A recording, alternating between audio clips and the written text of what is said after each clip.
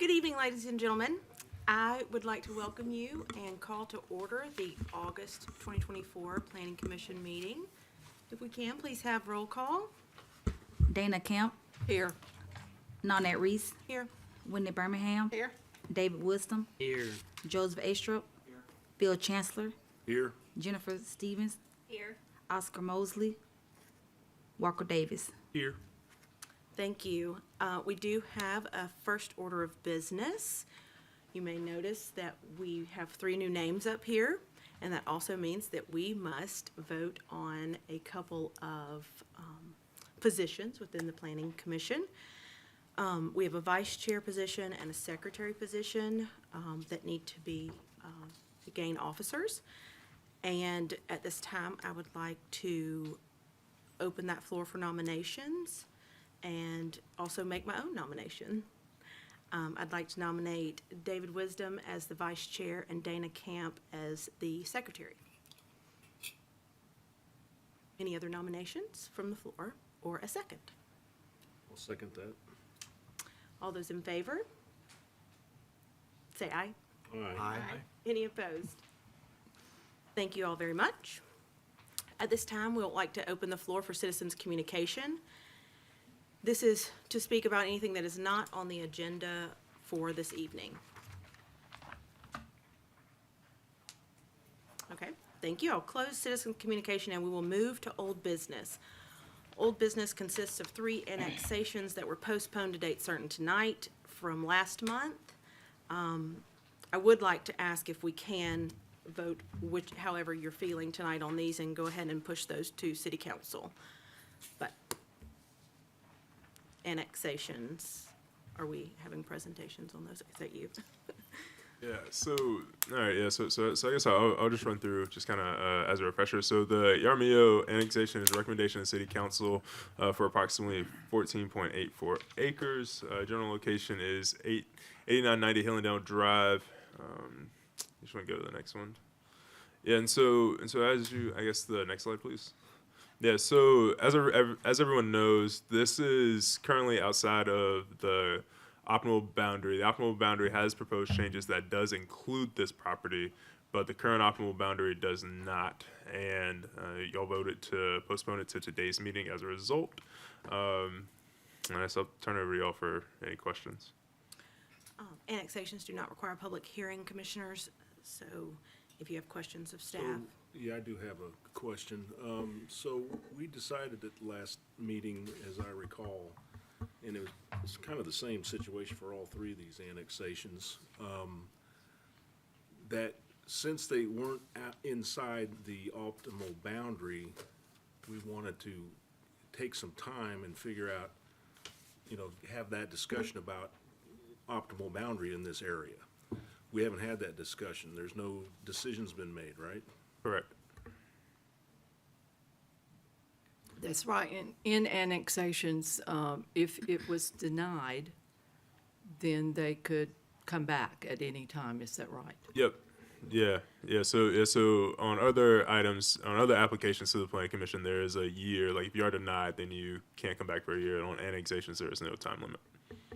And since this new optimal boundary or proposed optimal boundary has not even been voted on by the City Council, I'm going to ask again. I think I asked this last month. When do you propose that to go to the City Council so they can make a decision to give us guidance on cases like this? Yeah. So I guess just kind of we haven't scheduled this yet, but I mean it is on the radar that there will be a work session to address the future land use plan and that will include the changes to the optimal boundary.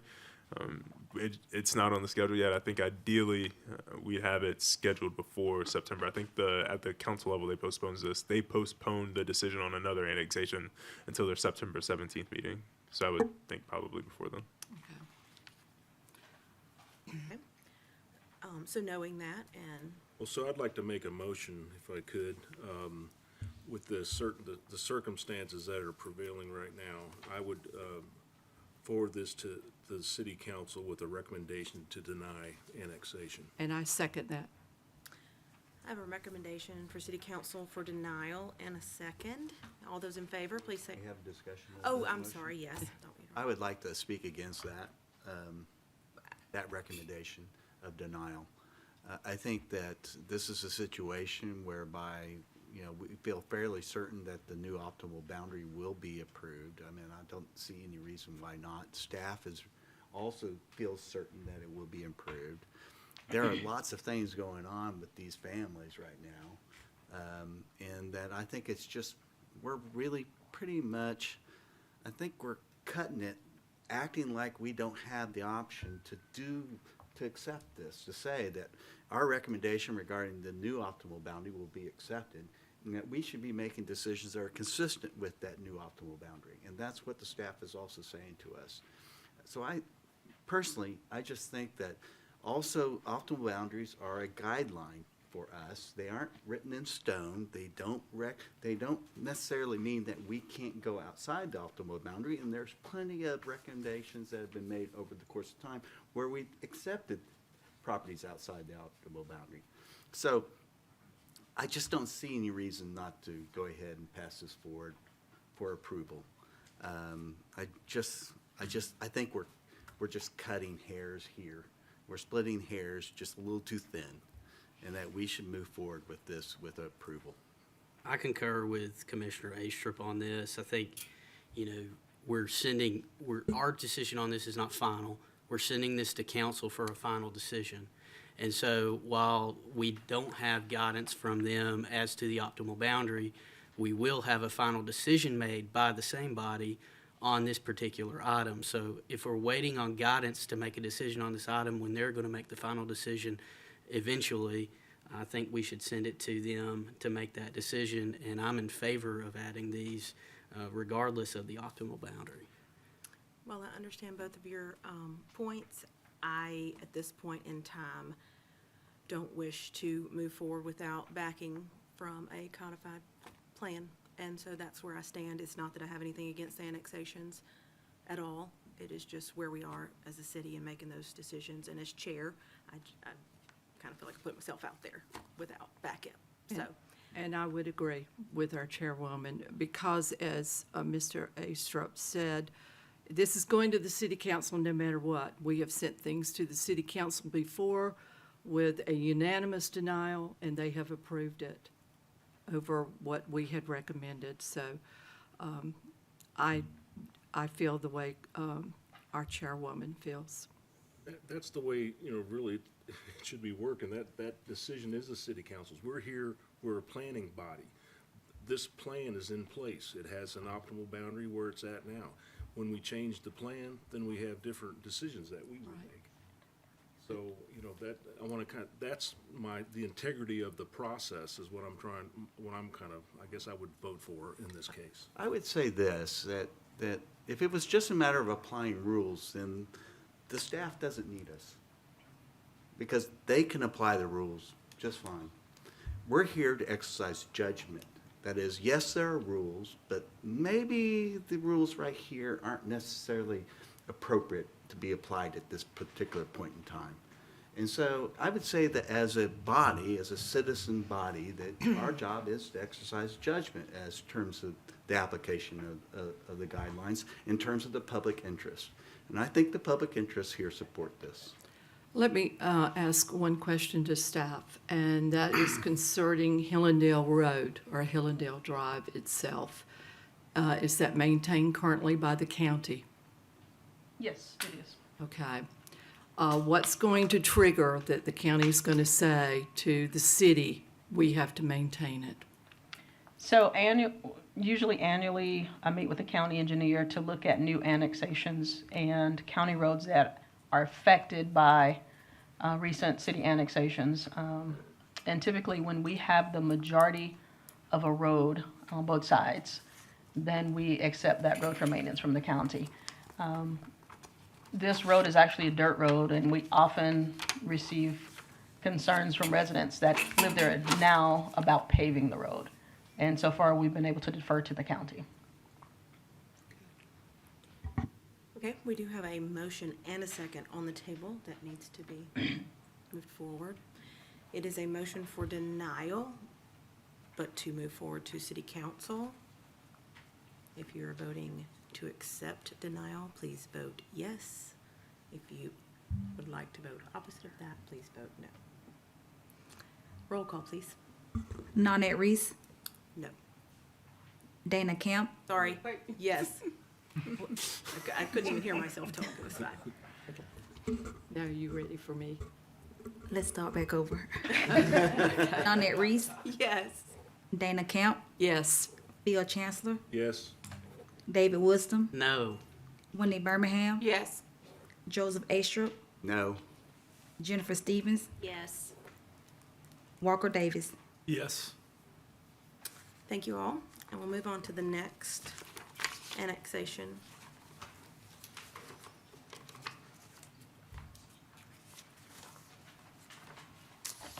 Yep. So similar situation. So it's a recommendation to City Council for annexation of approximately 5.21 acres. This is down on 812 Winterhawk Drive. Staff's recommendation is to forward to City Council with a recommendation for approval. This is a similar situation where they are applying for annexation, but they're currently outside of the existing optimal boundary. And I guess the only difference between this one and the last one is that Hillendale Drive would be a full-on addition to the optimal boundary, and I guess has had other annexations kind of come into the city outside of it. This one was where this is a singular neighborhood, just kind of Winterhawk Drive, and the current optimal boundary just kind of goes through the neighborhood instead of kind of including all of it. And the optimal boundary update includes all the lots on Winterhawk Drive that take access off of Winterhawk Drive and not the ones that take access off of Lee Road 27. So if you just want to go to the next slide. Yeah. Nope, just go back one. There we go. So then with that, turn over to you for any questions. Thank you. Commissioners?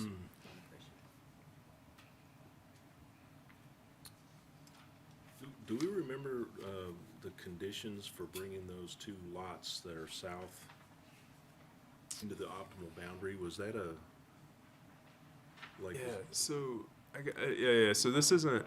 Yeah. So this actually isn't a great map of it. So I guess the two things that are the two lots that are on south aren't actually in the. I don't think they're actually in the city limits, but they're the optimal boundary. It's really odd, like how that in some places where the map doesn't align like that. But yeah.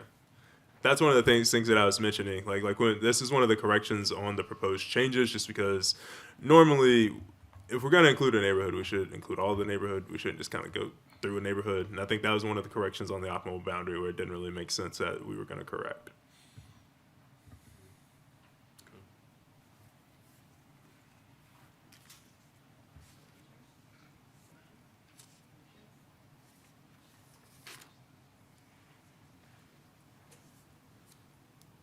I move to approve. Second. I have a motion and a second for approval and move forward to city council. Roll call, please. Nanette Reese, No. Dana Camp, No. Bill Chancellor, No. David Wisdom, Yes. Wendy Birmingham, No. Joseph Astrup, Yes. Jennifer Stevens, No. Walker Davis. No. Thank you. And the last of old business, Shepherd annexation. Yep, so this is a recommendation to City Council for an annexation of approximately 3 acres, general location, 261 Lee Road, which is also Winterhawk Drive. Similar situation, this is the property immediately adjacent to this one. So just go to the next slide, to the east. Yep, so they were annexing it into the city, similar thing, going to be included inside the proposed optimal boundary update. With that, turn it over to you for any questions.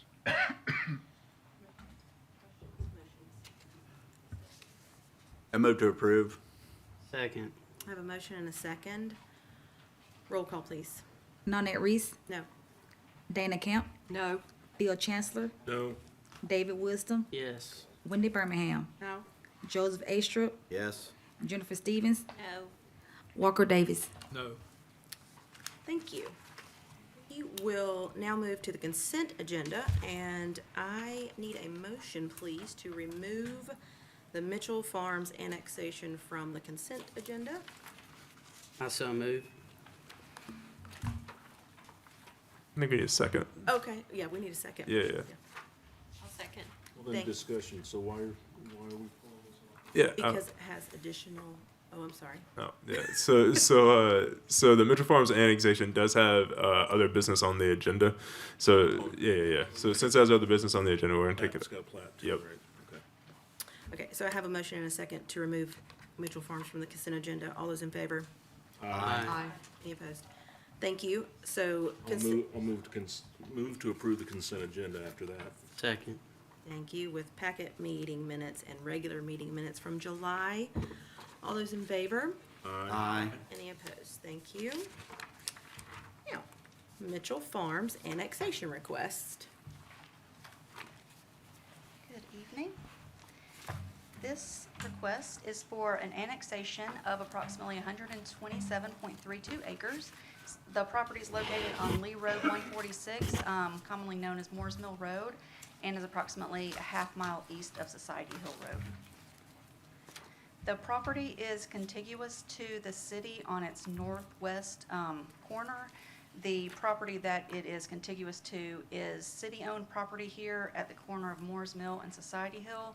This property is shown on the 2018 Parks, Recreation, and Cultural Master Plan as a proposed park. The property is located within the optimal boundary on the eastern edge, and it is also within the Lake Ogletree watershed. So if it were to be annexed, it would come in with a rural zoning designation with an overlay of the conservation overlay, which does require for conventional subdivisions a 3-acre lot minimum. The subject property is shown here in pink. It is in the process of being subdivided from a larger 338-acre parcel. Again, the subject property is approximately 127 acres. The applicant has submitted a preliminary plat request to subdivide the subject property into 31 residential lots. Engineering Services estimates this will generate about 310 vehicular trips per day, and a traffic study will be required for that preliminary plat. Another thing just worthy of mention is that Lee County plans to construct and open a roundabout here at the intersection of Moores Mill and Society Hill next year in calendar year 2025. And staff recommends approval. City Council, we do recommend that you condition a motion of approval upon the annexation not being approved until a development agreement is in place. And that will be coordinated with City Council. Thank you.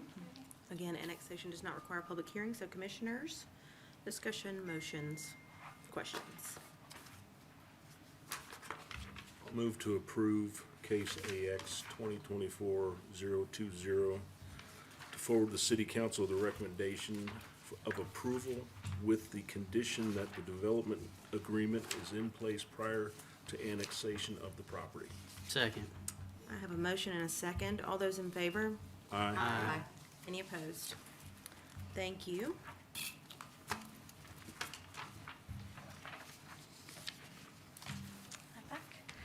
This next request is for preliminary plat approval for the subject property you just recommended to annex. The plat will subdivide the property into 33 lots, 31 of which are single-family residential lots and 2 open space lots. The prox map here just shows the location of the property within its location to the city limits.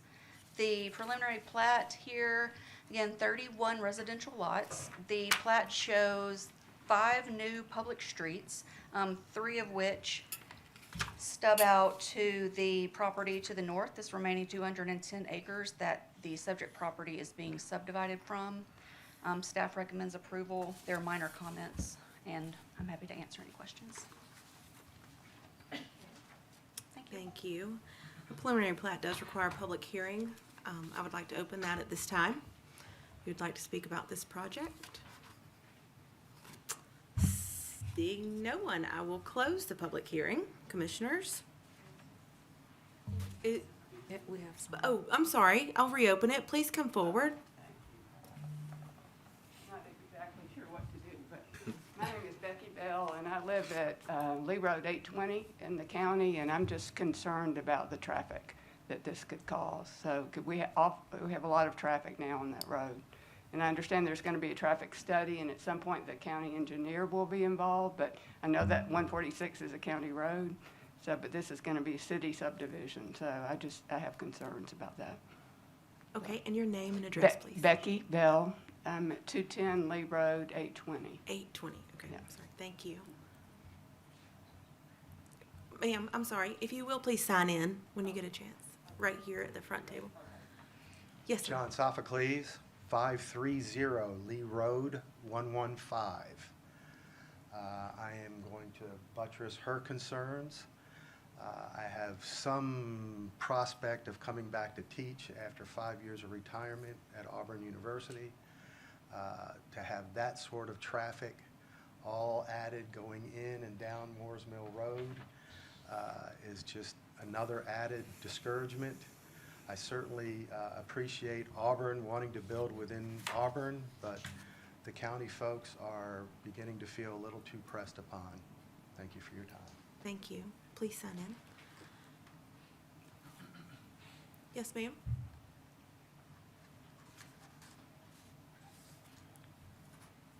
My name is Maureen Donnan, and I just want to reiterate what the other two speakers said. I live at Lee Road 820, and it's very, there's so much traffic right now coming out of Auburn at certain times and going into Auburn at certain times that that's a problem in and of itself, and to add more is a real concern. And I also am concerned about the noise level, if they're removing trees and such, and general pollution. So I hope you'll give it serious consideration and think about the people who are living out there. Thank you. Thank you. Anyone else? Okay, seeing no one, I'll close the public hearing. I have a quick question. There was a note about lot 7 and 11, right? So lot 7 is not sized right, or it Well, I made needs the comment dimensions? to consider reconfiguring those two lots just to remove the portion of the hazardous liquid pipeline running from east to west or west to east across the property, to remove that portion from the lot boundary. Okay. I don't know if it's actually required, but I would think, It looks like it is on the other ones, though. right. Okay. On 8, 9, and 10. Okay, that's why I was asking that. Okay. Before we proceed, could we have the applicant's rep come up and Oh, that's speak to us? First of all, we heard 3 citizens voice concerns about traffic, and maybe they've already had a meeting with the county, and they can let us know. Yeah, I mean, we've met with the county. You know, they're going to do a roundabout improvement project there at the intersection that'll fix a lot of that traffic there. That's supposed to be constructed in 2015, in 2025, and operational in 2026. There'll be required turn lanes for ingress and egress to widen, widen the road for a left turn lane and for a right turn lane. But in the grand scheme of things, this isn't that much traffic that we're talking about here. In regards to peak hour movements, it's fairly minimal. So not too concerned about the traffic there. The intersection there at Moores Mill and Society Hill is a known issue, but I think the county's committed that that's funded in 25 to be constructed. And I think that's part of our development agreement in regards to when houses will be delivered that actually impact the roadway, So Okay. essentially, we won't have people occupying these houses until the roundabout improvements are completed. We can only have so many before then, so. Let me ask this then.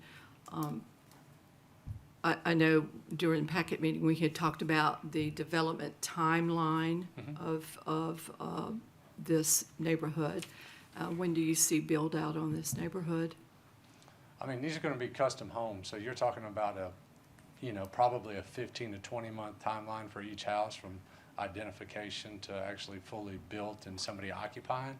And with this many lots, there's gonna be 3 builders in here. They probably each have a max capacity of probably, in reality, if they all did 5 homes a year, I think that they would all be excited and my client would be ecstatic, but I don't think it's truly gonna be able to physically be done that quickly. So, I mean, on 30 homes like this, it would probably be, by the time we actually are able to start building houses, it's gonna be late 2025, and by the time people are occupying these houses, it's probably gonna be 27, 28, 29, 30, bled out into 30. This isn't, these homes in here these are large 3-acre lots, right? Most of these homes in here are probably gonna start over $1 million. They're gonna be, it's gonna be a slow burn. This isn't a tract home builder and delivering 50 and 60 lots a year. That's not this type of development, so. All right, thank you. No problem. I'd like to ask a little, ask the city engineer to kind of give us a little bit of an overview of, my view is that this city pays attention to growth and traffic, and, as things are coming along, they pay attention, and they're trying to make sure that we have good, roads that can carry the volume of traffic as it comes along. So there's a process out there. There's things that happen to make this work. And so can you kind of give us a little overview on, when people sit back and they say, they're building all these houses next to me, there's gonna be so much traffic. Well, you think the same thing, right? And so, but you're looking at certain things to happen so that you mitigate that problem as much as possible. Yeah, to the extent we can, we plan ahead. We have a major street plan. In this case, we do work closely with the county on roads. As annexations happen, again, we do evaluate those with the county to see if we need to take over maintenance of those roads, if the roads have sufficient capacity. But like Mooresville Road would have capacity based on a 2-lane road configuration, based on the guidelines that we use for traffic engineering. So it may seem that there's insufficient capacity just because it's busy, but it may be meeting our guidelines. So sometimes traffic perceptions don't necessarily align with the data that we use. But we do look at things from a regional standpoint. As developments come in, some are required to have traffic impact studies, and they are also required to mitigate those impacts in most cases. And there is going to be a traffic study on this particular Yes, thing, okay. yes. All right, thanks. Anyone else, commissioners, questions? Any discussion or motions? I'll move to The approve. public hearing is closed, I'm sorry. I'll move to approve case PP 2024-033, the Adair subdivision. Second. I have a motion and a second. All those in favor? Aye. Any opposed? Thank you. Next, we have conditional use.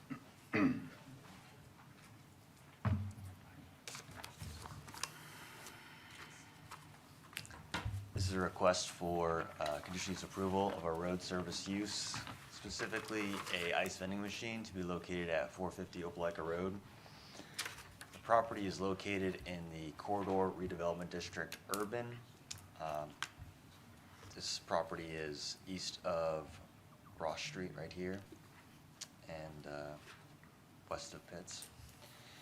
The future land use for this property is mixed use 2, which is defined in our comp plan 2030, intended for a transition from downtown to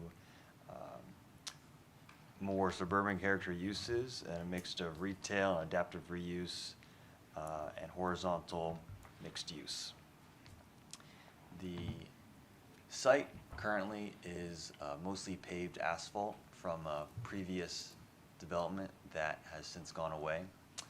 The property sits vacant, and the applicant is proposing to place a 200 square foot self-service ice vending machine on the property. We aren't aware of any intense redevelopment of the site besides that.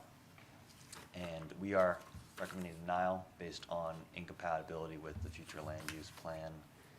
Again, the plan calls for more mixed-use retail, traditional retail uses, and within the Renew Opelika Road plan, this is, I believe, phase 5, in which we'd also want to see more redevelopment.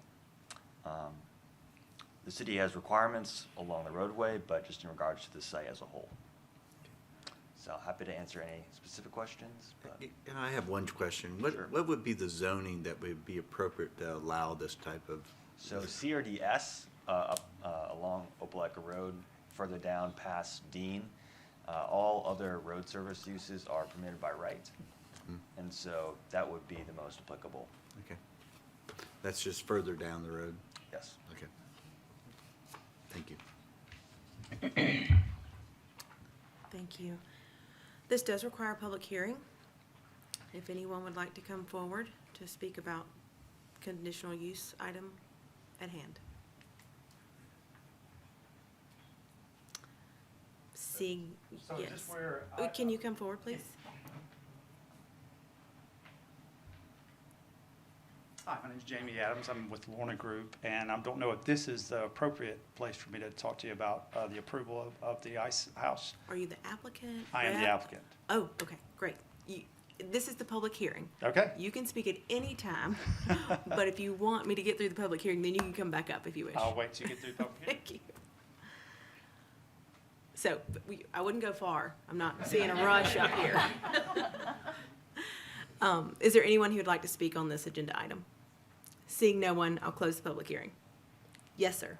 Hi, I'm Jamie Adams with the Lorna Group. This will be our second ice house that we have in Auburn. The one that we have now is on Shook Jordan at the Exxon Tiger's Den. And had great success with these. We did have this particular machine that wanted to move back at the bowling alley, but that property got sold and we had to vacate the lot. So in regards to the property, that's interesting, you said further down. As you guys know, Opelika Road, go find a lot that you can place one of these and, and have the ingress, egress that you need and all that. It's tough. So this particular lot we found was vacant, and the lady that owns it is just outside of Montgomery, and we approached her and she was ecstatic. She was like, just been sitting here for so long, so we haven't had anything to do with it, and I think this would be a perfect place for it because they don't want to sell the property just yet. It's been in their family, their father developed or bought it years ago, and so they are trying to use the property, get something out of it without having to sell it and do something different than their father's wishes. So it's our interest that we can provide ice for the city of Auburn, and we feel like it's a great fit. So that's it. Any questions? Questions for applicant? Thank you. Commissioners?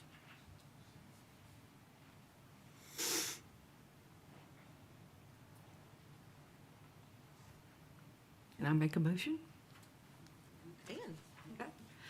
I'm gonna make a motion to forward to the city council with recommendation for denial based on the incompatibility with the future land use plan. Second. I have a motion and a second. Is there any further discussion? Okay. Seeing none, motion and a second. All those in favor for denial and moving to city council? Aye. Aye. Can we do roll call, please? Nanette Reese, Yes. Dana Camp, Yes. Bill Chancellor, Yes. David Wisdom, Yes. Wendy Birmingham, Yes. Joseph Astrup, Yes. Jennifer Stevens, Yes. Walker Davis. Yes. Thank you.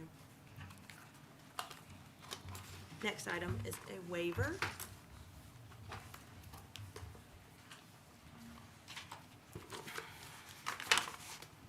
Hi everyone. This is a request for a waiver from Article 4, Section 4 of the subdivision regulations that does not allow subdivision of lots without a public street frontage. The proposed subdivision is located at the northwest corner of Lot 6 of West Pace Village subdivision. The current zoning of the property is a comprehensive development district with planned development district overlay. Lot 6 of the West Pace Village is an existing lot of record, approximately 50 acres in size. The lot has frontage on Sheltumar Parkway in the south, that's a public street, and 3 private streets, the West Pace Boulevard, West Creek Parkway, and the Automotive Boulevard.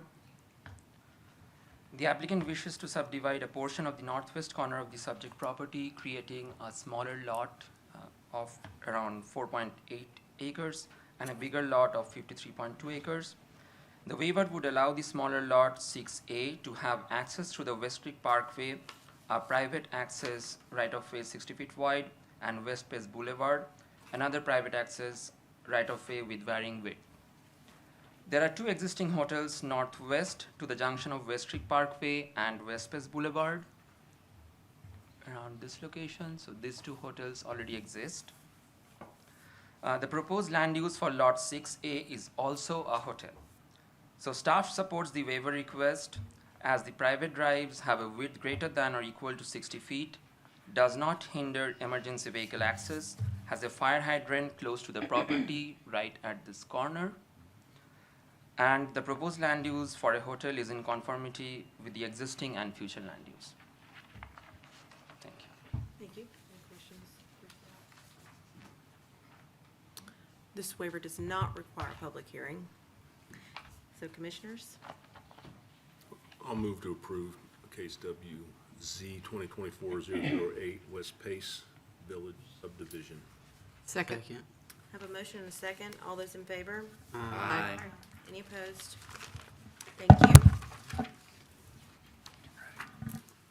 Smalls lighters. Yes. Hi. Hey. This is an appeal to a waiver request denial for turn lanes. This is for the Small Sliders development that's located at 1251 Opelika Road. Our design and construction manual requires turn lanes be installed for any approved access points along collectors or arterial roadways. Opelika Road's an arterial roadway. They submitted a request to get relief from that requirement, and it was denied. So now they're appealing it. The request and the city's response letter are included in the packet. Let me know if you have any questions. It does appear that this waiver requires a public hearing. Okay, all right. It does not require a public hearing. It's just right there. Okay, so no public hearing. Questions for staff, applicant?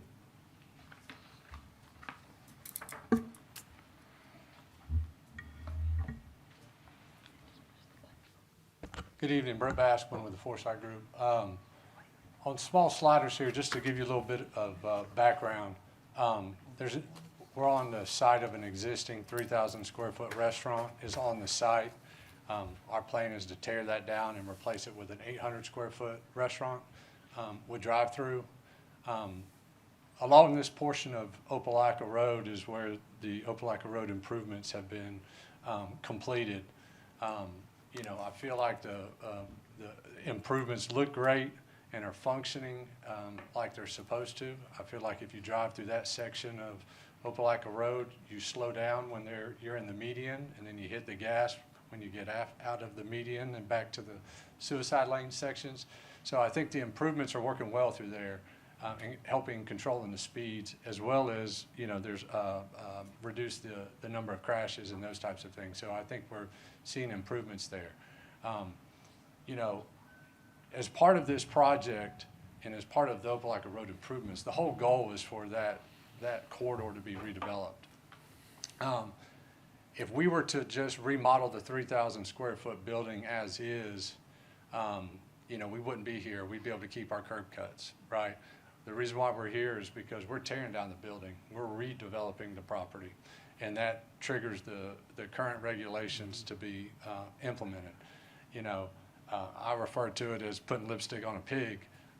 You know, we're not here to, you know, I don't think the city's invested all these millions of dollars in the road improvements to remodel buildings. I think that they're trying to encourage redevelopment and tear down and rebuild those things. And so what's triggering us, this turn lane requirement, is the road classification as an arterial. And the city's turn lane, in the city's requirements, essentially, the way the manual is written now and interpreted is that if the road is classified as a collector and arterial, turn lanes are required, right? And so in our particular situation, can you go to the next page? In our particular situation here, go back one more, the middle page. In our situation here is that there's not enough room for us to construct improvements. In this particular section, there's a bunch of small parcel developments that are currently occupied. Across the street, when there's large parcel assemblages and large developments, they have a lot more road frontage to construct improvements and turn lanes and those types of things.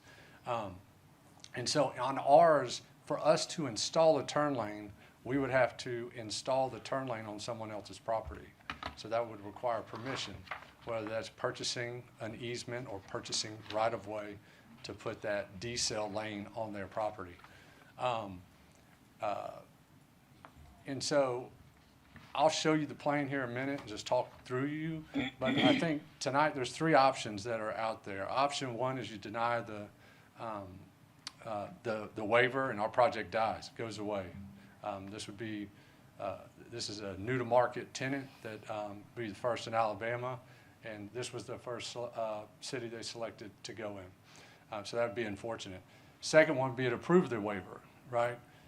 The third would be is to approve the waiver with the condition that we play our equitable share to a future turn lane improvement once the site next door redevelops or once the city develops, you know, a future comprehensive access management plan. Currently, right now, it's kind of like a free-for-all. First one in is there. So it's kind of, to be honest with you, it's hard to create a plan because you don't know which parcel is going to develop first. And depending on which parcel develops and how big and small it is and what happens next to it kind of depends on how that works. So it's got to be a living and breathing and working plan. Can you go to the next one? So this is an example of, or this is the picture of our site on Opelika Road. You can see where we have our building and our driveway. What's red in there is the turn lane that would be required to be installed along here. What's required to be installed is actually longer than this, but we really can't put it all in because you have the U-turn bulb there for the U-turns there in the median. As you can see where I'm pointing in front of the U-Haul dealership next door to us, if we put the turn lane in our back of sidewalk goes right through their row of parking. So there's no way they're going to work with us because if they give us an easement and we build a turn lane in that row of parking, or if we purchase that right-of-way and we own that portion of theirs, they lose that whole row of parking there. And if they lose that whole row of parking, you know, that user is going to lose that tenant. So there's no way they're going to work with us there. Now, the other thing is if we install this turn lane, we're still going to, I think y'all mentioned this at Packet, we're going to still have all these other driveways off of this decel lane that are still there. It's not like this decel lane would be exclusively for us. U-Haul has two driveways, and then there's the driveway 2 doors down that would be having to go through our turn lane as well. So, you know, we're at a crossroads here.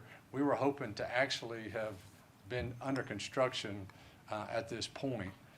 So we're running out of time to actually deliver this thing in the time frame that we can to keep moving this project forward here. So we would request, you know, in this particular situation, you know, a waiver to these requirements. We physically can't fit it in there. And if we need to work with city staff and come up with an equitable contribution that when the site next door develops, that they can then construct the turn lane improvements and get it incorporated. Just so you know, part of the zoning requirement is that we provide cross-access to our adjacent properties. In this particular situation, you know, we can provide cross-access off of our driveway in the front there. The zoning talks about the cross-access being provided in the rear. So, you know, we'll work through that. If we get the waiver tonight, we'll work through staff on determining exactly where the cross-access locations need to be. You know, that's essentially where we're at on this project.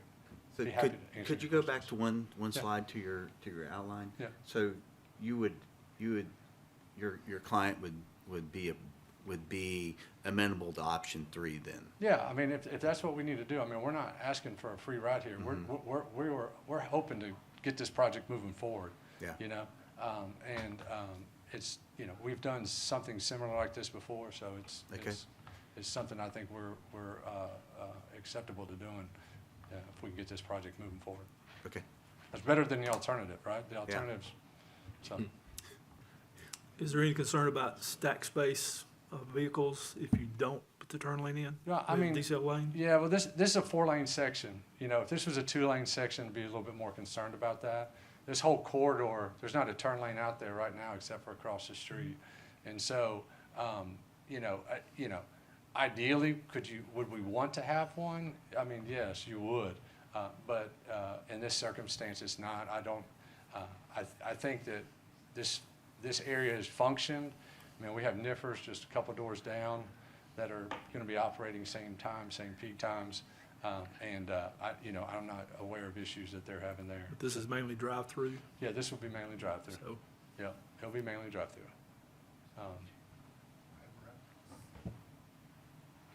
Are you applicant? Yeah, he's part of that. Thanks.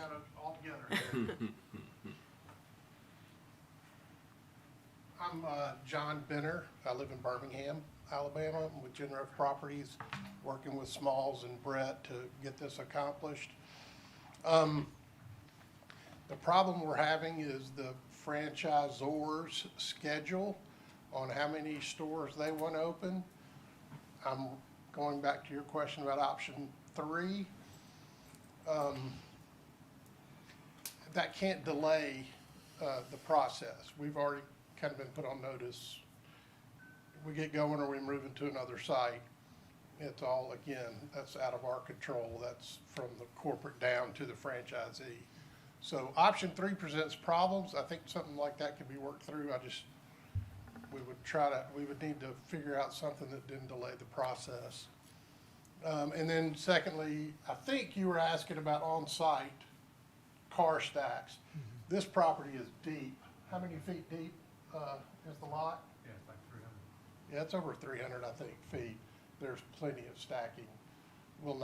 I'd be absolutely stunned if it ever had any impact as to decelerating and people coming onto the property, sorry. Any other questions? Thanks. Thank you. Okay. So I think the option 3 is awesome. I guess my question would be, how does that work? This is kind of aimed at, maybe, I'm not sure which one. I'm not to sure aim. that's in our purview, though, to decide as Well, it without has a to have some comprehensive kind of plan. well, it'd have to have some kind of a condition, like a development agreement or something, right? So that we can make sure that gets plugged in at some point if we want to have that plan to work. I mean, do we do that kind of stuff for sidewalks? And, I mean, do we have these kind of things where we,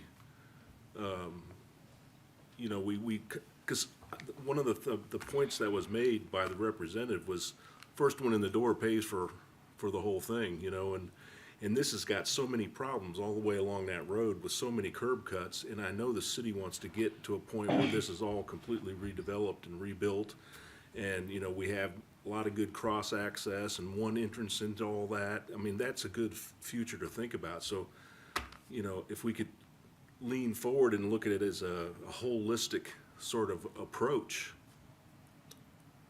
you know, that's good. But it's how do you, you know, rather than just say approve or deny tonight, how about approve with conditions that say, let's have some kind of a development agreement. That's any.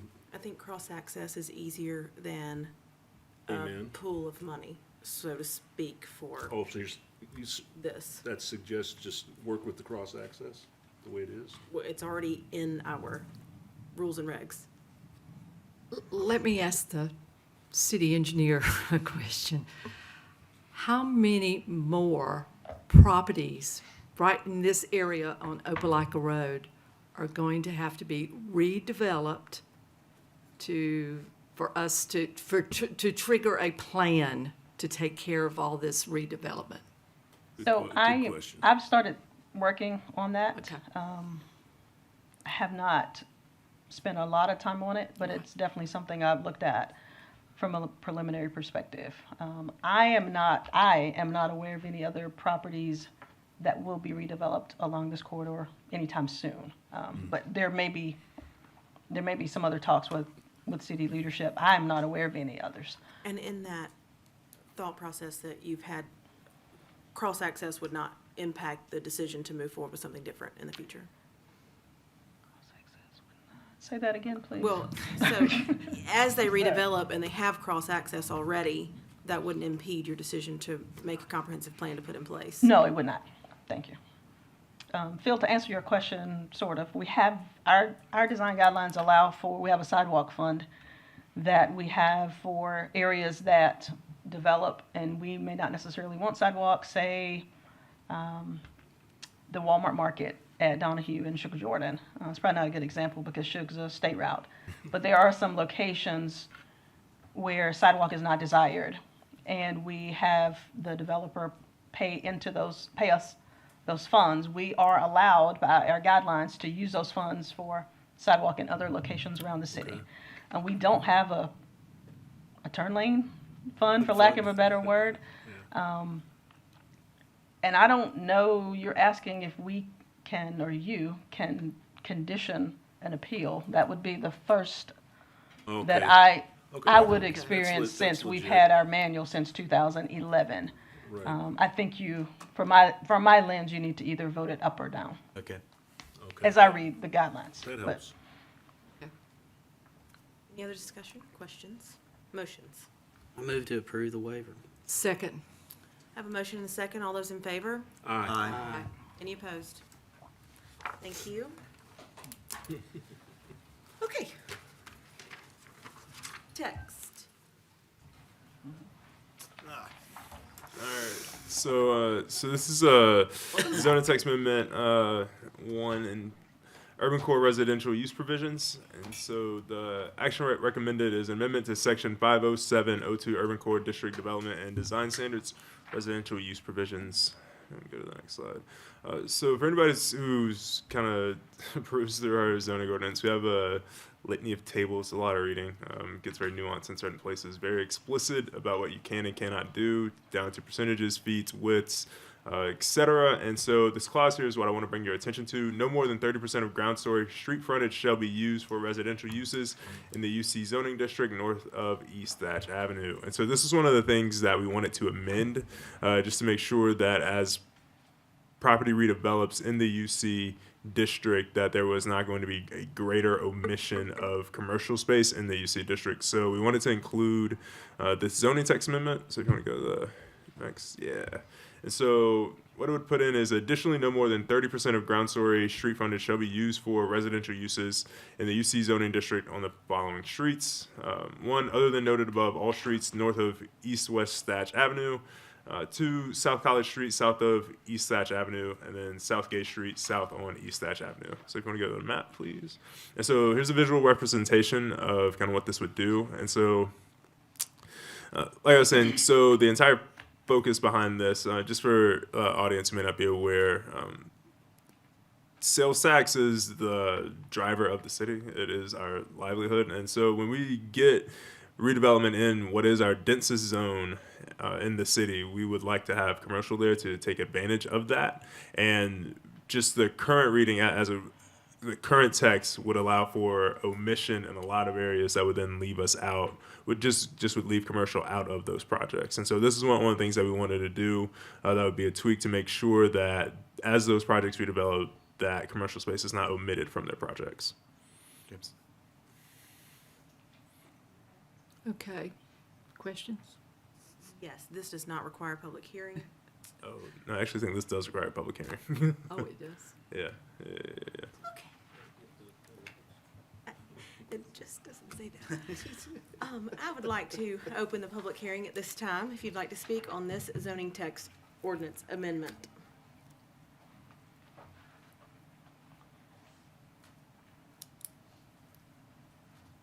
I just want to be clear on, If you could state your name and your yeah, address. Brett Basquin, 1655 Heron Point.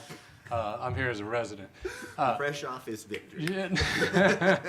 Yeah. So in regards to when this can be waived, this is at the planning director, you know what I mean? Like in regards to, I'm saying, for instance, if we look at Gay Street south of Casey, is showing a 30% max residential use, right? Heart of Auburn just redeveloped there, but everything on the east side of Gay is single-family residential homes. And so it just doesn't make that much sense.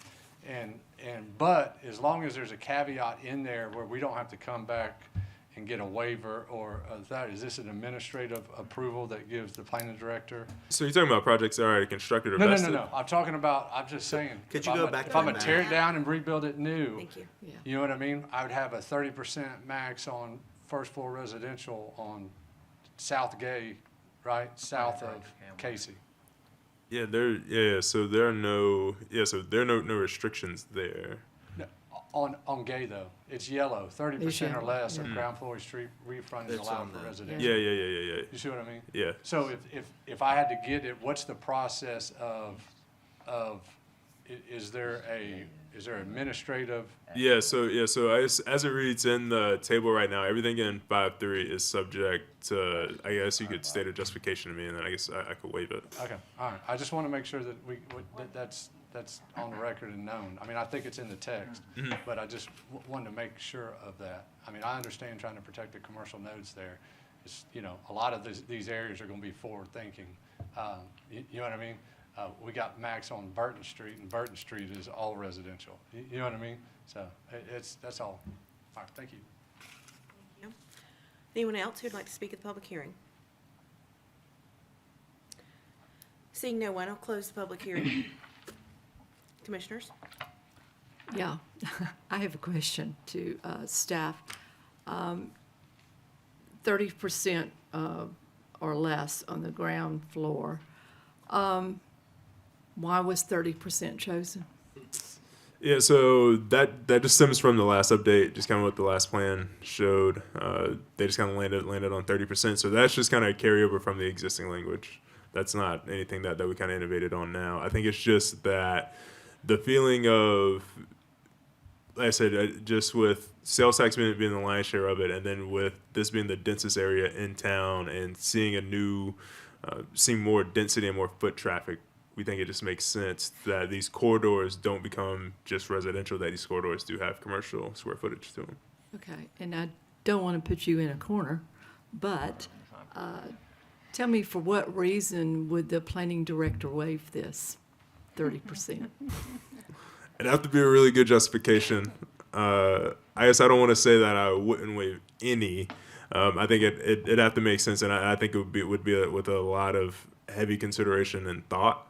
But I think if anyone who's been to any of the recent public meetings or committee things that I gave in speeches at, or not speeches, but presentations at, I really, really stress how important that commercial square footage is to the city and that we maintain it in developments. Why wouldn't we take that type of waiver and bring it here to this board? And I mean, if I'm you, I want us to back you up. You know, it's really ironic, developers, and I think oftentimes, I think even from a staff side and city leadership side, when I say leadership, I say above me, they like timelines. Like you heard tonight, timelines are very important. When things have to go to boards, when things need city council approval, things like that, they're just seeing more weeks added on. Maybe this wasn't published in time. And so their favorite thing that they love to ask, can this be administratively taken care of? And oftentimes the answer is no. But if it can be administratively taken care of, they really do like I think I have legitimate justification. Can we talk about this? That way they can stick to their timeline. And so I think with this situation, and I think this, like I said, kind of understanding the weight and the gravity of this, I would say kind of similar to variances, I'm starting with, I'm probably going to tell you no. And if you ask me again, I'll still probably say no. But you have the right to the waiver, or I guess they have the right to ask for an administrative waiver, and I guess they would be able to appeal it to you all. But yeah, so that's the reason for that. They like to stick to timelines, and administrative things allow them to stick to the tight timelines that they have. It's a lot easier for them to, I guess, make a phone call to me, have a meeting with me, instead of, publish it, get it on the agenda, and then have to wait for the several weeks or month to get a decision on something. And I agree. I'm struggling with Burton and the farthest south spot of, I think, is that where we truly see our commercial growing?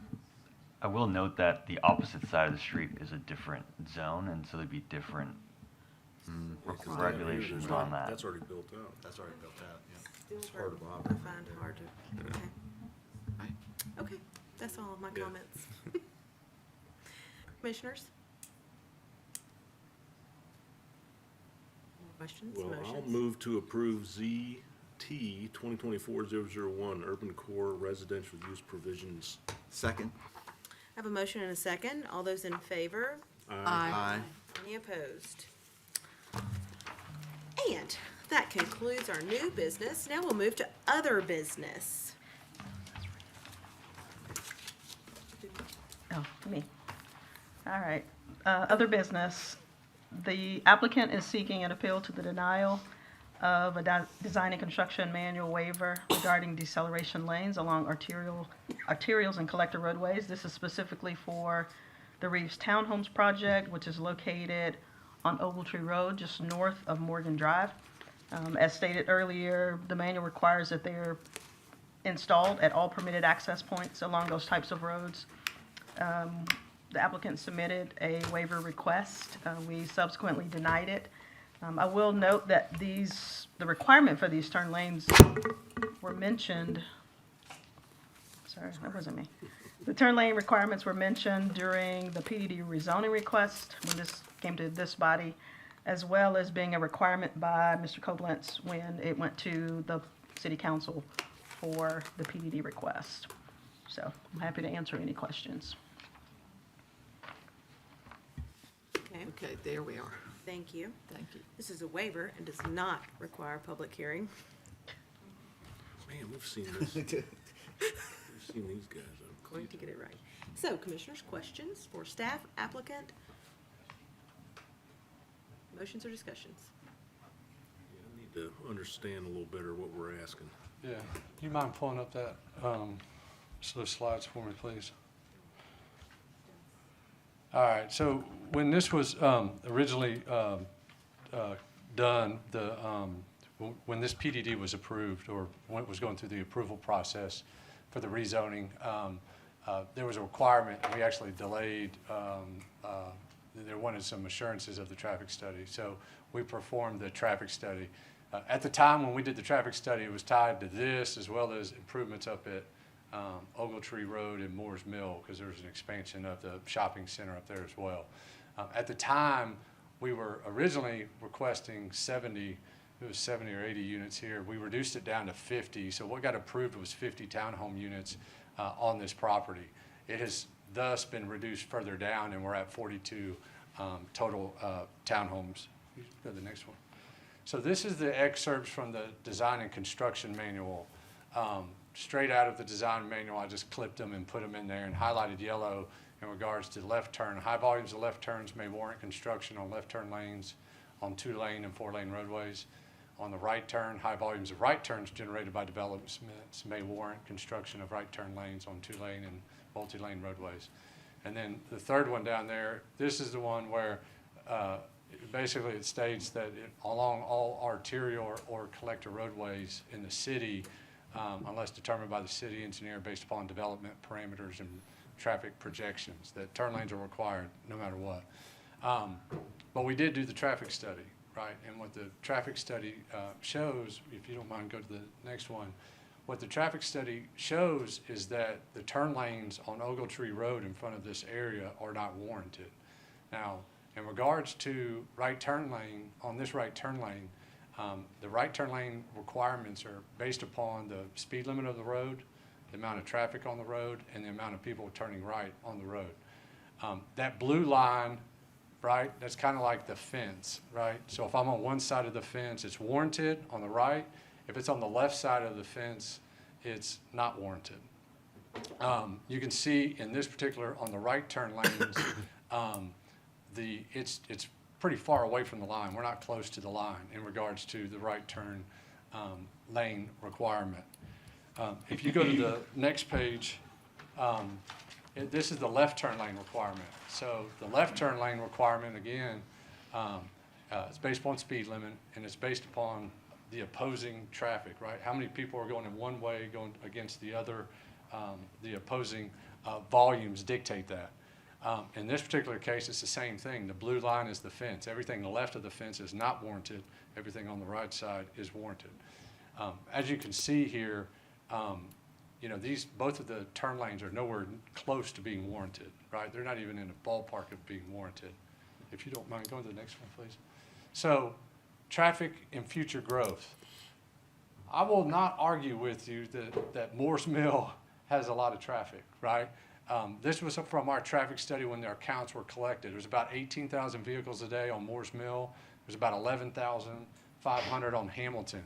But it dropped significantly, down to 5,000 cars per day on Ogletree Road. I mean, it's a big difference on whether you're east of Moore's Mill on Ogletree or you're west of Moore's Mill on Hamilton. There's no doubt about it, the amount of traffic that's out there. Now, in regards to this stretch of Ogletree, really a majority of Ogletree in that area is built out. Most everything is built out. There's only really two large tracts available. There's the Johnston Family Farm, that's a pretty significant piece, but it's in the Lake Ogletree watershed. So the density on that's going to be limited to only 2 units per acre. So it's going to be low density. Your future land use plan has it as rural, so it's 1 lot per 3 acres. So it's going to be really dense. I mean, really rural.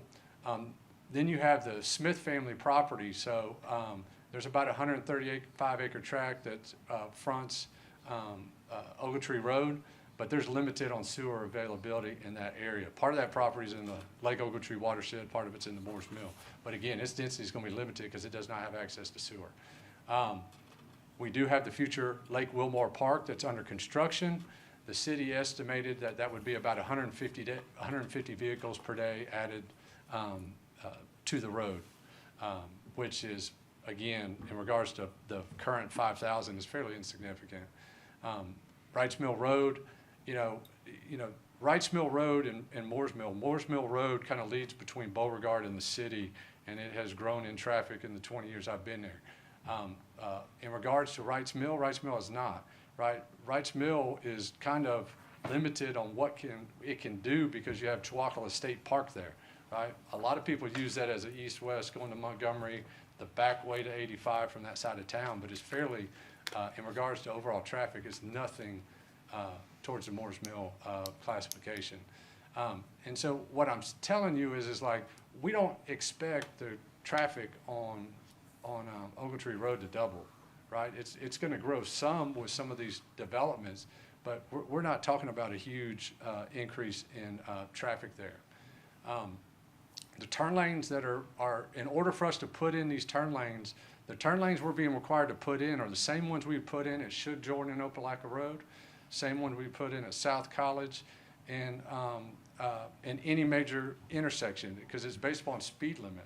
So the length of it's about 220 feet of storage and a 150-foot taper. It's like a 350-foot turn lane, right? We're talking about 42 homes here. I mean, these improvements are significant. The improvements would be about 1,000 feet, right? We would start at 350 feet on one side to put a right turn lane in. Then by the time we put a left turn lane in, it would go another 650 feet past. And I'll show you this in an example. Can you go to the next one, please? So this is the right turn lane. So this is the right turn lane into our development that shows it's 220 feet long and a 150-foot taper. We really don't have enough available right-of-way there. The grade falls off, and we can't get some of these improvements in there without going on the adjacent lady's property. That would require some form of an easement or right-of-way purchase. So this is the 350 side. If you go to the next one, This is the left turn lane. So this would be coming from Wrights Mill into this direction, right? In regards to like how traffic patterns are going to function in this area, everybody's going to be coming to and from the Moores Mill area, to and from this thing. There's going to be very few lefts into this development. There's 650 feet of widening. As you can see, our taper actually goes across Morgan Hills' entrance right there about halfway through. And so, again, we run into right-of-way issues, and really, we're going to really impact on this road widening. East Lake along the townhomes, they have a lot of mature trees they planted along the road there. We're going to be getting in to those improvements. Go to the next one. So these are excerpts from the traffic study, right? So on Ogletree Road, the southbound right was not warranted in the build conditions. The northbound left turn lane was not warranted. And then at the bottom, you know, and this was just a summary of the 50-unit townhome development generated very few trips and has very minor traffic impacts to the study area. That was part of the conclusions from the traffic study. And so we're hoping that that you guys would evaluate these options for us. I mean, at the end of the day, they're not warranted. It would be a different story if they were warranted and we were asking you to put them in, but they're not warranted, and we're only like I mentioned, we're very few units that are really going to impact this section, and it's relatively low volume road. But happy to answer any questions if you have any. Can you go back, I'm gonna ask two questions. Can you go back a slide to where that paper and the left turn? Yeah. Is that is there gonna be a median there? No, that'd just be all striping. Okay. And then my second question would be, the traffic study is based on how many homes? Was that on the original with 80, or was that? It was 50. It was 50. Yeah, so all the recommendations. So it's still, that kind of looks like it's even less of a problem. Well, look, if we had to put it in a turn lane per our requirements, okay, just regardless of what's in there, okay, I would have to put that size turn lane in there whether I had, 5 homes or 5,000 homes, right? The length of that turn lane really doesn't matter in regards to a minimum length. That's the minimum length turn lane that we have to put in based upon our city guidelines. Interesting. So, Ogletree is a arterial? collector. Collector. Morse And Morse Mill, Mill is a arterial. arterial. Yes. So this is a collector road. So it's a different classification. But like I said, in there, in regards to our requirements, all collectors, all arterials are required to have turn lanes. What does Eastlake have? Yeah. Eastlake Eastlake. has a right turn deceleration lane in, if I'm not mistaken. But it came in well before we changed the it's requirements not like for that. turn lanes. Yeah. Correct. They're 150, they're much shorter. They're much shorter. But I do want to. Actually, to the south right there, at the bottom of this picture is the Eastlake townhomes. townhomes. Yes. That size turn lane is what's at there and at And Eastlake. Eastlake home, Yep. homing neighborhood. The one going into Morgan Hills, which is just playing north, is even older and it's even shorter. Okay. Okay. Much more than 50. Not Eastlake townhomes, but yes, Yeah, so, Eastlake and Morgan Hills is larger We're than just thinking about the 42. size of the other two developments. oh yeah, so I can tell you that. I have that for you. So, Okay. the Eastlake townhomes is 38 units. 38. Okay. Morgan Hills is about 115 residential Okay, homes. that was pretty And then substantial. Eastlake, now there's multiple entrances, okay? But the one on Ogletree, for the most part, is most serviceable to about 150 lots. The other remaining lots they're much closer to the Morse Mill side where they have 2 entrances, and they would use those, you know what I mean? Yep. And Morgan Hills, does it have another exit, or was that This private this is one's one way in, closed? one Yeah, way out on okay. Morgan Hills. There's only one way in, one way out. Our plan for connectivity was nixed. It would have had another way in and out. I will mention that Brett mentioned the traffic study. The traffic study for the PDD also evaluated intersections. It wasn't specifically for this, but Brett typically looks at driveways. So, yeah, he does do the warranting, even though the manual states it. that it's required. Yeah, we studied that all the intersections around Ogletree Village Shopping Center and the whole way. We had to come down here because this was part of the PDD, so we had to study Right, this. so because it came in with part of the commercial, it was looked at as a Can, whole. can we go back and see your slide on the right turn lane in? Right there. Okay. And how long is that?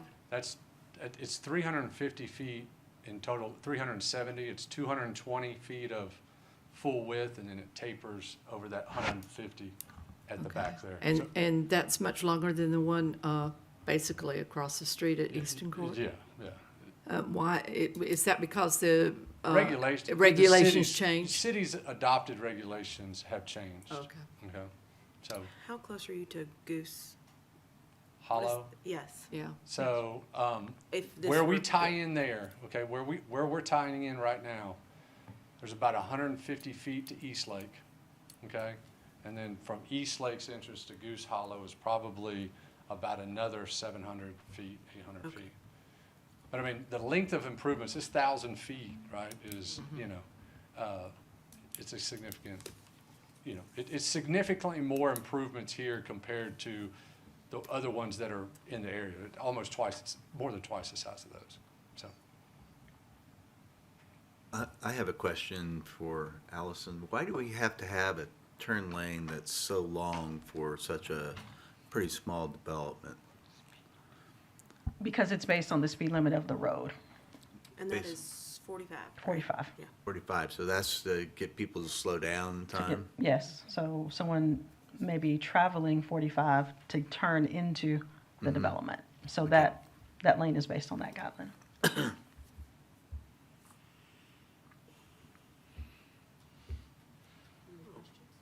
I guess now my question would be, what's before us? What's the decision we're They making? have requested, Lost- that's actually a very good question. The request is to not do anything or to go back to what's across the street? To not do anything. Okay. They want an appeal of the denial. Okay. So they don't want to do anything. So I drove these areas. I've driven them a lot. But there are some, I don't, for lack of a better term, winged entry and exits that are much more, you know, there's no real turn lane or anything like that. Is that something that would be amenable? Is that an option? This seems to cross multiple people's paths.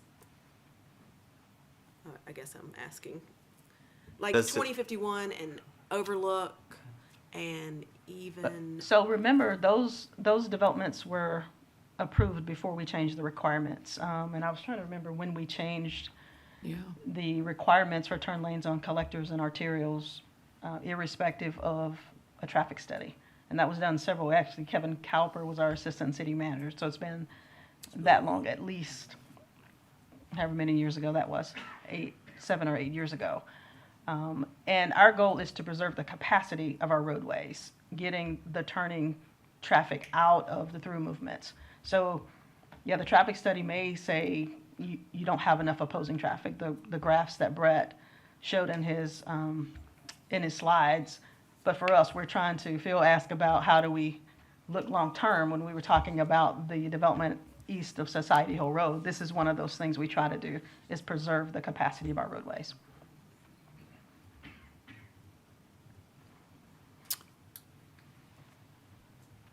commissioners? So, let me get this straight, what we're voting on. So we're voting on approving the denial from engineering for both turn lanes. Yes. Okay.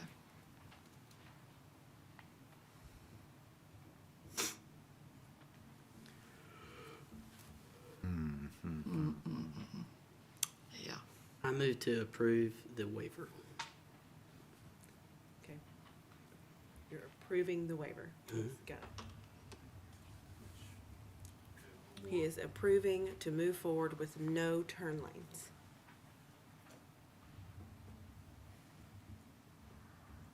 I'm gonna need a second to move forward with anything. Guess I'll second that. Okay. I have a motion and a second to approve the appeal to waiver denial. And that's our only choice, approve or deny, both of them.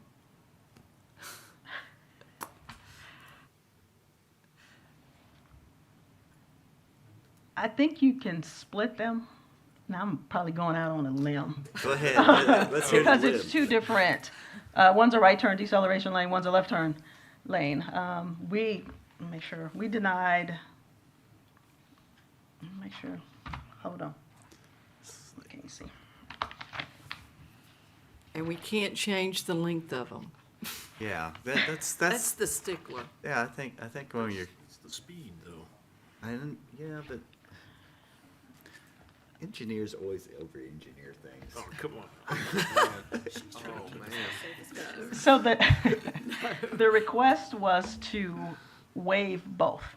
That was the request from the applicant. We denied that request. Okay. And, I and don't just in think- layman's terms, we said build the right and the left lane, okay? Okay. Again, I'm going out on a limb, but I guess you could split your decision if you so choose. But I I don't think I that is in don't our think you should do Yeah, that, but. I don't either. purview. I don't either. Yeah, I mean, look, I think we're open to, I mean, I think that the left is overkill in this situation. I think a majority of our traffic is gonna be coming left out and right in. You know what I mean? So, you know, we, you know, but I also think that we can reduce the right a little bit more than it's twice the size of what's out there functioning on these other ones. I mean, the one next door at Morgan Hills for 115 people is only like 75 and 75. It's 150 feet. We're 350 for 41 people.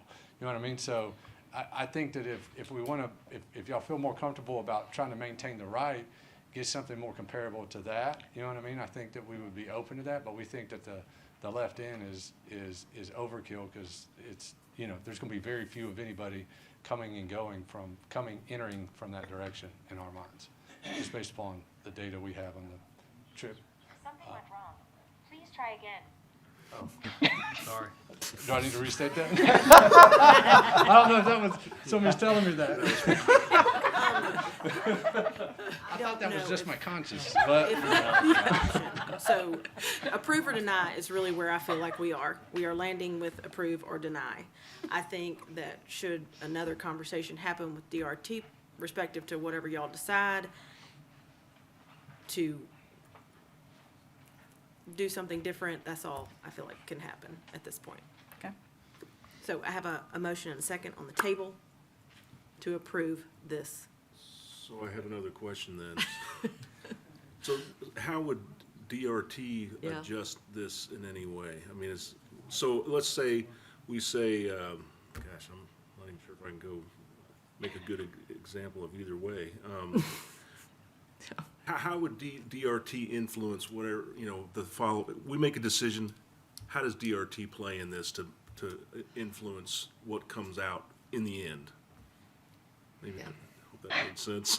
Y'all asking really hard questions today. So, oddly enough, we already have plans that show this design. Okay. Typically, if there's a reduction in the length of a turn lane, say we get a waiver request, and we've done this maybe a couple of other occasions, we have reduced the design speed for, say, a right turn lane. That is handled as part of my analysis of the waiver request. It's not something that we subsequently do. If this is not overturned, then they have to meet the speed limit that's posted. Right, okay. Otherwise, we would have said that in our response. If I felt like this could have been a 25 mile per hour design guide, I would have put that in the waiver response. So the DRT sort of comment is moot. Yes, at this point, it is. However, if we move to approve, which is what's currently on the table, however that plays out, and the applicant or developer decided to offer something on that As I read the regulations, it would be another waiver request because he would be asking to waive a design guideline at that point. Just like this is a guideline, the speed is also a design parameter that they have to meet. Okay, great. just like the sewer lines or just like every other component of the development. It's a design standard. Okay, Well, so approve, deny. we have a motion on the We have a table? motion and a For second. both of them? To approve. Because I'd like to separate them Yeah, now. what's the, After that comment, I'd like to separate them, but that's okay. I understand your request to separate them, but I don't think the manual gives us an option to Yeah, have them okay. build a I 25 understand. mile per hour on a 45 mile per hour road. that's a good point. Okay, motion and a second is on the table to approve this. Approve The waiver. Approve the Approve the waiver, waiver. And the which waiver- allows them to move forward with no turn lane either way. Roll call, please. Nanette Reese, Yes. Dana Camp, No, Bill Chancellor, Yes. David Wisdom, Yes. Wendy Birmingham, No. Joseph Astrup, Yes. Jennifer Stevens, Yes. Walker Davis, No. Vote. 5-3. Thank you. Okay, that concludes all the items of business for this evening. Do you have any communication? Yeah. I guess rhetorical question: how was y'all's first meeting? Y'all enjoy it? So I think the only thing that I need to mention, so just gonna provide some updates on the PUD ordinance and the subdivision regulations. So we're finishing up the staff side of the subdivision regulations now. Those are going to go to legal review next week. We just got legal review done for the PUD ordinance. And so we're probably going to sit down, kind of make sure that's good. And then I'd like to schedule a work session with y'all. My August is pretty spoken for, so I'll send an email out, just kind of trying to figure out dates about September, and then when we can get that in front of y'all, and then from there it'll await and go to council. And so those are the PUD regs, and then on the subdivision regs, once we get that from legal, I got a pretty quick turnaround on the PUD revisions, and so I imagine we'll probably have to sit down about that as well, just because there are serious legal implications. We need to make sure that we're in line with everything that state allows us to do, and then the things that we're also comfortable with as a city and the longevity, just kind of looking at things like private streets, et cetera.